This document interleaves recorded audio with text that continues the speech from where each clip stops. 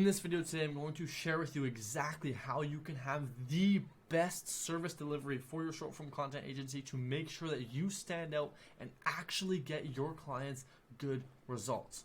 Let's dive right in. First thing is first, you need to have clients. Okay, oftentimes I hear people saying, where should I hire? Who can I hire when they don't have any clients, right? If I asked you right now, have you ever dried off before going into the shower? You would probably say no. And if I asked you why, you would probably say, because that doesn't make any sense. And it's the same way with hiring editors before you have clients. It doesn't make sense to have editors when there's no work to be done, when you have no clients. Okay, that is first thing first, get clients. Now, what if you have clients? Well, guess what? You still need to edit the videos. And the reason for this is you need to be able to set expectations and create SOPs for your client, for your editors, once you have them, right? If you don't know how to edit videos, what are you going to do when your editor asks you, how do I solve this problem? Or how are you going to know the amount of time it should take them to edit? How are you going to know what B-roll to use, when to cut, when to use certain sound effects? You won't know if you haven't edited the videos yourself.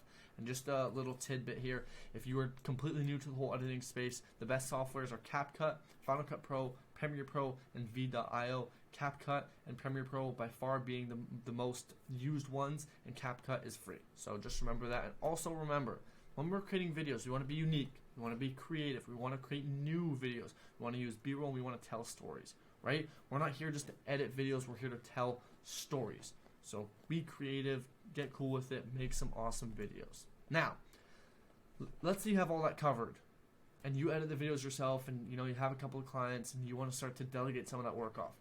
Let's get right into it. Let's start outsourcing. Now, before we outsource, remember, you're building a team, so you're providing for somebody else's income, and it may be solely just your income. So don't cheap out. Don't be weird about it. There's a lot of responsibility here. Just keep that in mind. You're no longer a freelancer anymore. You're now actually becoming a business owner where you start to have employees and provide for people. Okay? Now, let's dive in. First thing is first, the biggest question I always get asked is where do you find editors? Well, there's a couple of places, right? You can go on Fiverr, you can go on Upwork, you can even go to the DMs. I know I get pitched about 3 times a day on short form content editing from editors, right? So however you want to find them is totally up to you. Maybe you know somebody, maybe you're in a Discord where you could ask if anybody, there's an editor that wants to work for you. Maybe you go on Upwork, right? Whatever the case is. Maybe you go DMing people. Whatever the case is, however you want to find them is totally up to you. Now, when you're actually outsourcing, what are the editor qualities that you want to look for? How do you know who to hire? Well, it comes down to a couple of things. You want to make sure they have good communication. You want to make sure that they get the videos done fast. You want to make sure that they're likable, right? You want to make sure you actually like the person you're working with. You want to make sure they're willing to learn and that they have minimal mistakes. Those are like the 5 biggest qualities I would look for in an editor myself. I want to make sure I can work with them. I want to make sure that they're quick and have good communication so that if something goes wrong, I can ensure that that will get fixed fast for my clients. So those are the things that you should be looking for in your editor. Okay, now, when you're outsourcing, you need to set systems, right? You need to make sure you have a certain system in place that people can follow so that they know exactly what to do. So how do we do this? Well, for communication, we want to use something like Discord. Bear in mind, you can use WhatsApp, you can use Instagram, you can use Facebook group. I don't care. Just have some form of communication with you and your editor. So if something goes wrong, or you need to have a check-in or whatever the case is, you can easily communicate. Awesome. Now, next thing, you need to have one-on-one training, okay? I don't care if your editor is the best in the world. They need to understand your goals, your vision, right? Your company. They need to understand you, because at the end of the day, yeah, they're working for you, so they're working inside your company, right? Like they're working as a part of your business. You let them in on the goals, right? Set goals for them, set goals for you, set goals for the business. You want to make sure that they get attached to you in the business, not just, hey, you're my editor, right? Tell them the long-term plan, right? Like I know my editors, our goal is to make them fucking rich, okay? So they know that they're going to deliver good quality videos, and our goal is to keep bringing them more and more and more work and just make them richer, okay? So there's a long-term vision for us, because I want to work with them. I want to be a team. I want to be buddies. Fuck, I want to fly out to Greece with them and meet up at someday, right? So keep that in mind. Now, the most important thing arguably is the editing checklist, okay? And I'm actually going to share with you my editing checklist that I give my editors to ensure that I produce the highest quality videos for my clients. And I'm giving this to you for free. Boom. Here it is. This is the checklist that I give to my editors to make sure every video is set at a certain standard so that we have the best quality videos in the market. So I'm going to dive real quick through this all with you. Let's get right into it. So after auto captioning the video, watch it back to make sure there's no spelling mistakes, and that the video makes sense. Number 2, go heavy on sound effects at the beginning to engage the viewer. Number 3, instead of captioning the hook, write out the hook. Write it out like a thumbnail, but in text version. Every pause, take out. Every breath, take it out. Just no pauses. Periodic cuts to a zoom in, zoom out, right? At least 2 images in every video. I even gave them the colors for the text so they know exactly what color text to use. When to use certain colors on text. Logos of any brand name should be visually shown, not with a text.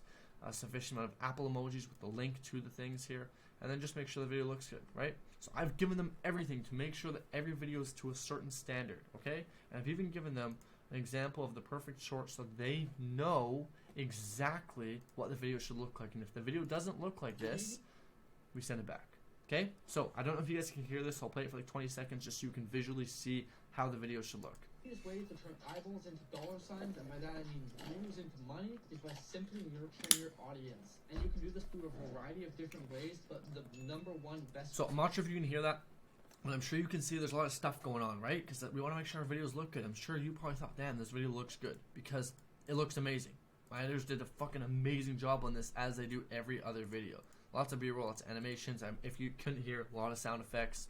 It was just awesome. So you can even, screenshot this and send it to editors yourself, but I recommend making your own with your own editing styles and the certain SOPs that you use for your videos so that all your videos look the same, right? You don't want to have one editor do it this way and one editor do it that way, and then a client gets a bunch of videos back and they're like, what the fuck, why are they all different? That's why we have this. Cool. Let's dive back into this. So let's say you have done all that, okay? You have hired editors. You have edited the videos to yourself so you know what to do. You've created SOPs. What do you do next? Well, I'd recommend first things first is make some Loom videos explaining certain things. So if you have a certain effect you use or a certain style of editing, make a Loom video on that certain topic so that you can share it with your editors so they can watch it back and see how you did it. Also, if need be, do more one-on-one trainings for the future. And lastly, just make sure you have good communication, right? You want to make sure that you and your editors have good communication, so if anything goes wrong, it can instantly be fixed. Because the last thing you want is a video or something to fuck up, and you can't get in a hold of your editor, and now your client has to wait 3 days because you can't talk to your editor because you have no clue what's going on. Okay? Now let's dive into the last part on how to actually really scale. Okay, that's part 1, is just like starting off outsourcing and actually getting an editor. But now it's time to build a team, step on the gas, and really eliminate yourself from the business. This is part 2, scaling phase, whatever you want to call it. So you want to train one editor, one of your how many editors you have, to become the editor manager. So what that essentially means is the role you have now, where you would talk to your editors, you would check the videos, you would send it to the clients, you get somebody else to take that over. So you basically train one of your editors to become the editor manager.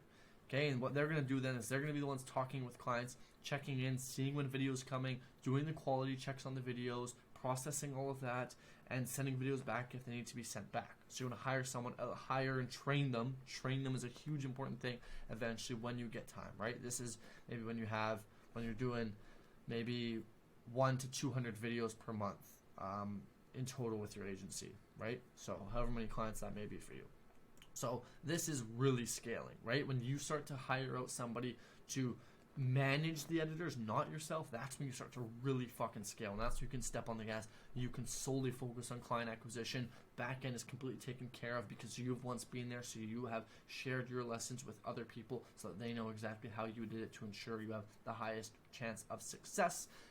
And this is the way you get way more time back, right? This is how you're going to get all your time back, whether you spend that sitting on your ass on a beach, good for you, or you spend it getting even more clients. Totally up to you. That's at your free will. And one little last thing here is don't do this too soon. Okay, and the reason for this is if you start to hire a bunch of editors and get an editor manager too soon, you will get fired. Okay, and I've seen this happen where people start to hire out a huge fucking team, and then their results and their actual service delivery fucking plummets to the bottom because no one knows what's going on. There's no SOPs, there's no systems in place, there's no goals, there's no standards, there's no expectation, and everything fucking fails. Okay? So make sure that you have everything down yourself before you hire anybody else, because no one cares about your business as much as you do. So if shit hits the fan, your editors aren't going to stand around, you know, trying to help you pick up the pieces and put it all back together. They're just going to dip the fuck out and get hired by somebody else. So make sure you have a solid foundation built, so if anything goes, so nothing will go wrong. That's the reason why you want to create a solid foundation. Okay? So don't start to scale too soon. And by scaling, you hire a bunch of editors. You don't need to. Okay? And you have plenty enough time in your day to edit some videos. Okay? So, and the other reason to this is you're gonna have bad results, right? If you start to hire editors, but you don't even know why, you don't even know how to train them, you don't know how to give them SOPs, you're gonna get bad results because you're not even gonna know what the fuck is going on, let alone your editors. Okay?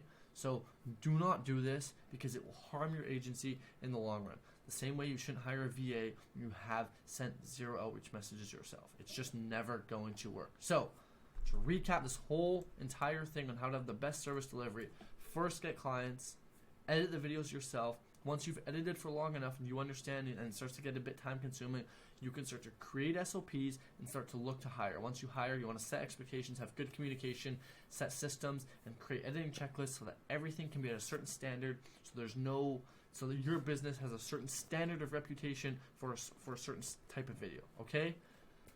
With that being said, I wish you all the best of luck. If you have any questions, drop them down in the comments below. I will respond to every single person and help you out as much as I can. And other than that, I will see you guys in the next one.